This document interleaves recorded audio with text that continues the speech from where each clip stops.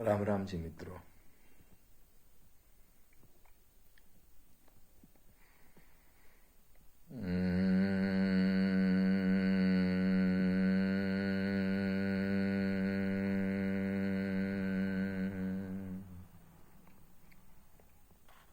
आज हम भगवत गीता के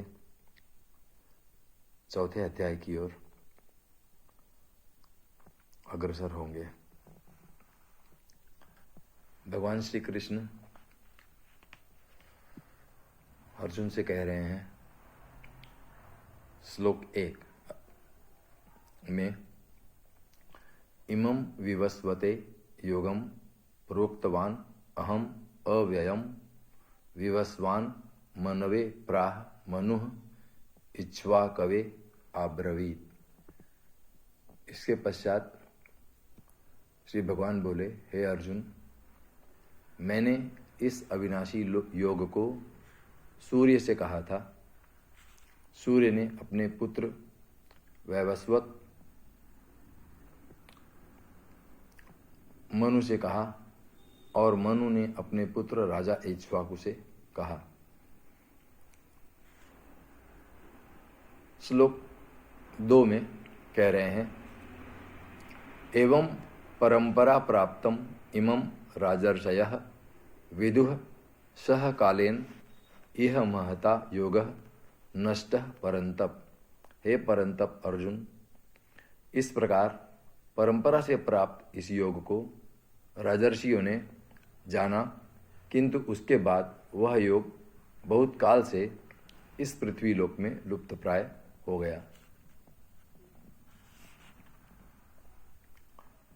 तीसरे श्लोक में भगवान श्री कृष्ण कह रहे हैं, सह एव अयम मया ते अद्य योगः प्रोक्तः पुरातनः भक्तः असि मे सखा च इति रहस्यम हि एतत् उत्तमम्।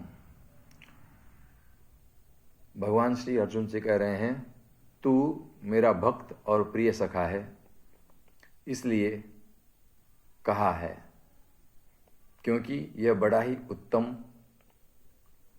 आज मैंने तुझको कहा है क्योंकि यह बड़ा ही उत्तम रहस्य है, अर्थात गुप्त रखने योग विषय है।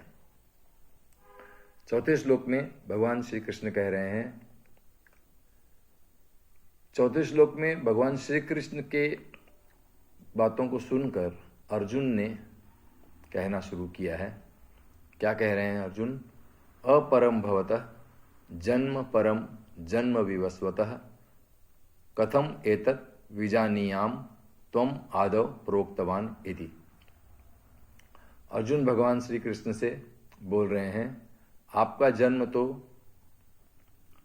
अर्वाचीन अभी हाल का है और सूर्य का जन्म बहुत पुराना है, अर्थात कल्प के आदि में हो चुका था।